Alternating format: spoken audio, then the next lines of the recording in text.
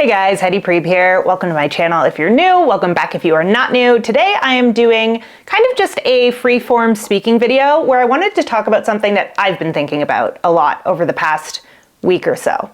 So first thing I want to get out of the way is that I cannot say the word red properly. I sound like I am from Texas and also like backwoods Canada at the same time every time I say that word.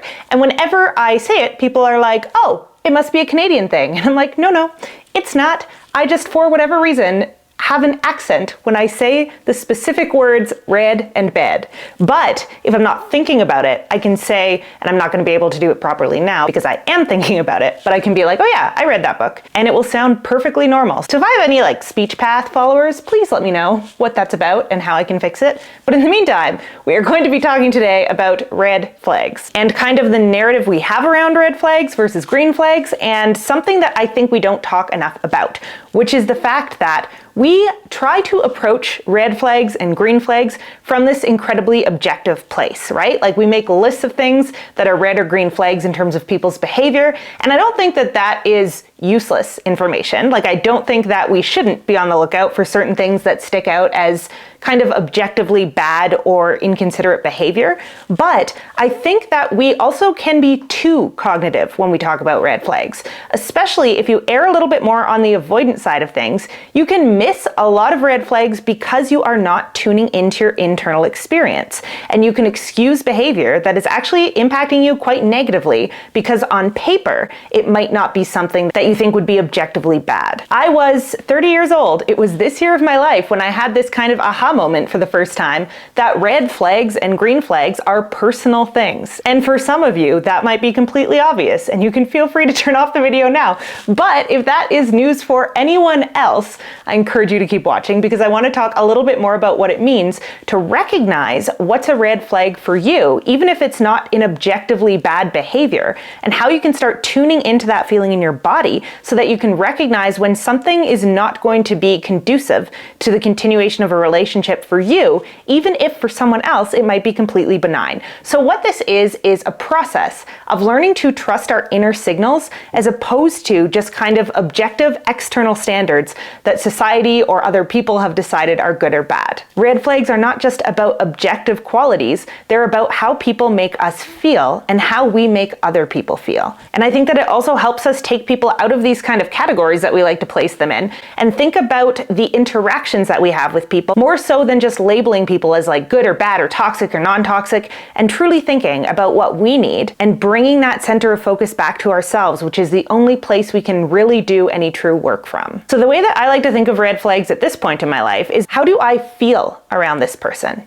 So when I check in with my body in interactions with this person, or when I think about this person, what do I feel in my body? Do I feel calm and grounded and content? Or do I feel insecure or anxious or avoidant? And any of the latter half of those feelings for me are a red flag, even if the thing that they are doing is in theory benign. And I'm going to explain a little bit more about what I mean by this. So I'll give some examples. So some of the red flags I'm starting to notice I have when it comes to close relationships of any sort are, 1, I don't feel naturally affirmed by this person. And this could be absolutely no fault of the person in question, right? It could be a mismatch in love languages. So for example, I am a humongous quality time person. It is without question my love language. When someone wants to spend a lot of time with me, when they initiate plans with me, when they prioritize doing things together and spending time together, I feel incredibly loved. I feel like I understand on a very deep, very natural and easy level, this is a person who cares about me.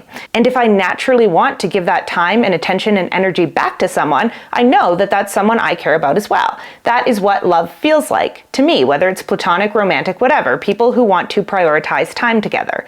But someone who doesn't prioritize quality time, who maybe has it as their last love language, might think that them doing lots of little acts of service for me, or them giving me gifts, or them giving me words of affirmation is showing love, and they might be 100% correct.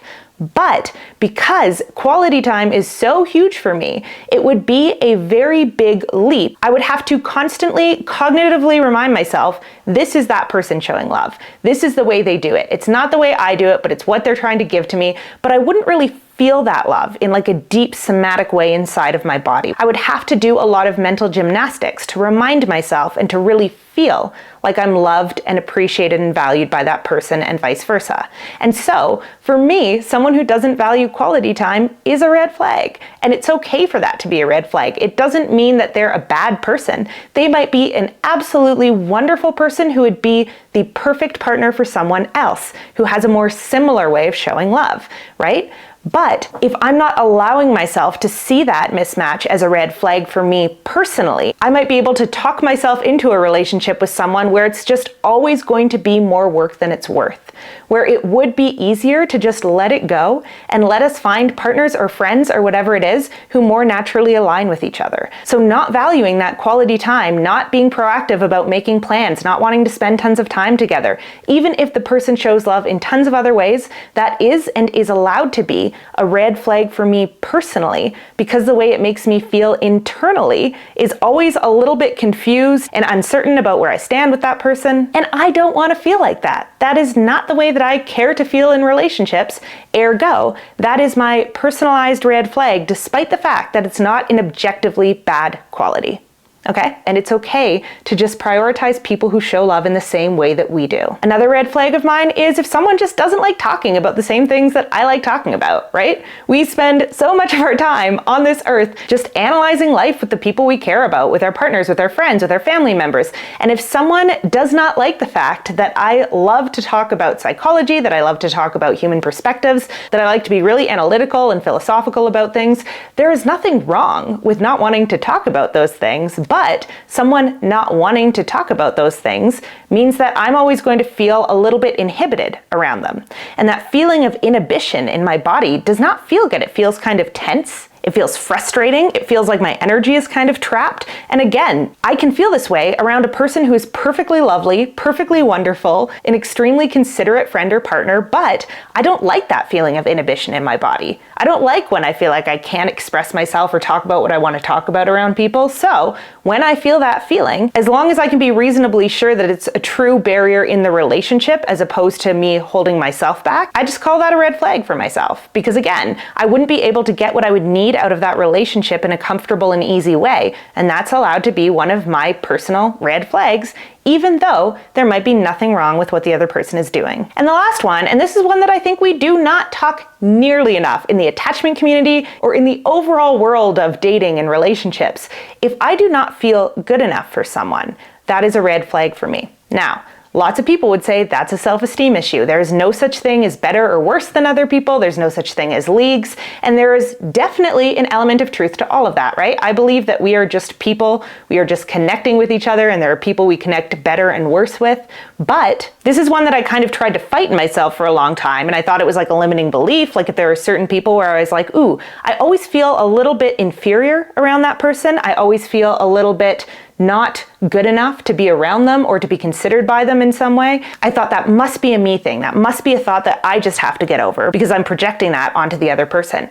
And that may very well be true, right? This could be a complete and total projection for me. However, if there is something in me that is so unhealed that I cannot stop myself from projecting it onto someone else consistently, that's probably not going to be the healthiest relationship. So in this case, it's very possible the red flag lives inside of me and I'm just noticing that feeling, but it's still there and it's still a red flag. I don't want to feel not good enough for someone who I want to form a close relationship with.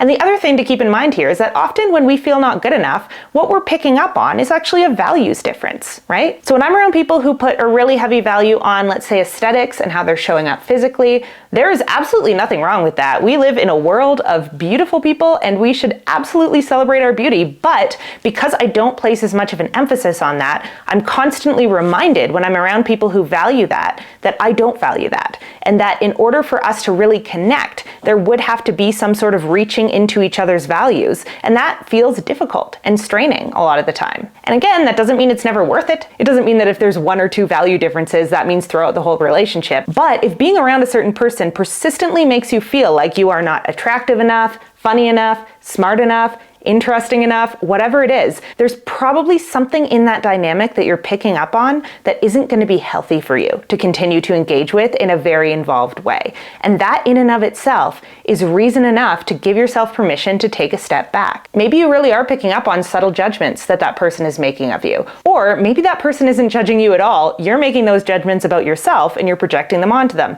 But in either case, it doesn't really matter, because at the end of the day, the feeling that you end up with is insecurity. And feeling insecure in a relationship is not the way you want to feel. It doesn't give you a healthy breeding ground for vulnerability, for connection, for authenticity, and you need those things to build a healthy relationship. So if you've identified the problem is probably me, that's fine. You're allowed to just take a step back from that relationship. You don't have to cut the person out. You don't have to make it dramatic. You can just acknowledge, I need to take a few steps back from this. I need to do some work on my own stuff so that that issue is no longer coming up for me in this relationship, and I'm no longer projecting it onto that person. And you can see where you go from there. And with all of these, that's the thing, right? Sometimes the way you feel around a person is negative because they are saying or doing or acting towards you in a way that's not respectful of your autonomy and your independence as a human being. But other times you don't feel good around someone simply because you are different people with different value sets, different priorities, and different needs. And so it's more trouble than it's worth to try to be extremely close to that person. But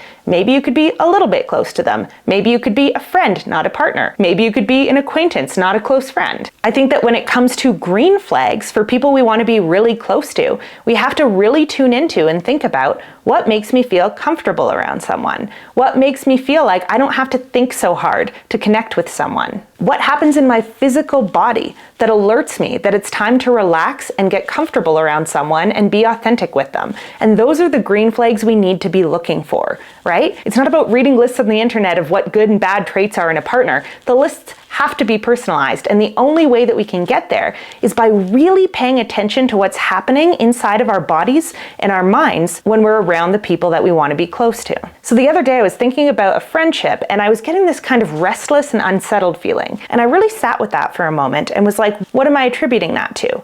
And I realized this is someone who I can't necessarily rely on to make plans. I can't necessarily be sure that they'll show up when they say they're going to show up. I can't necessarily be sure that they're going to make time for me in the same way that I'm willing to make time for them. And that just gave me an aha moment of, okay, this person should be an acquaintance to me, not a close friend. Because when acquaintances don't make time for me, I don't take it personally. When the mutual effort and prioritization is not there with acquaintances, I'm like, yeah, that makes sense because we're not best friends, right? So now my job is to just move that person into a different category in my head that has different expectations on our relationship to each other. And that's probably going to make both of us a lot happier in the long run, because I'm not forcing expectations onto this person's behavior that doesn't feel natural to them, and we both just get to enjoy whatever interactions we do have within the boundaries we're both comfortable with. So for me, a green flag feels like a warm, calm, relaxed situation where I don't have to think before I speak too much, and I can feel reasonably sure that I'll be accepted and that the level of effort that I put forth will be reciprocated by someone.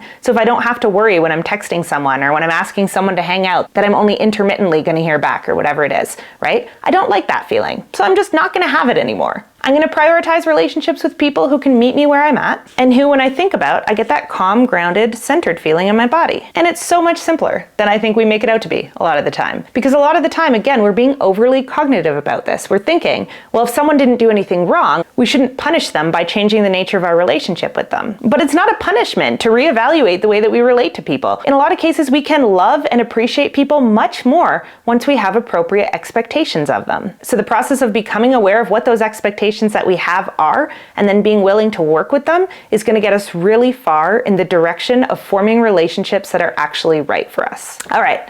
As always, I'm very curious about how you guys are processing all of this. So take a moment, tune into your body when you're thinking about your relationships with different people, and notice what sensations come up. I get this kind of restless and frantic energy when I'm thinking about relationships with people that don't feel stable or secure. And I get this kind of clammed up and cold feeling when I think about relationships with people where I feel like I have to inhibit myself or act differently than I truly am in order to avoid conflict with them. And then when I think about my good friends, I just feel super grounded in my body, like my muscles relax, like I can feel my butt on my chair, like my energy is kind of calm and consistent.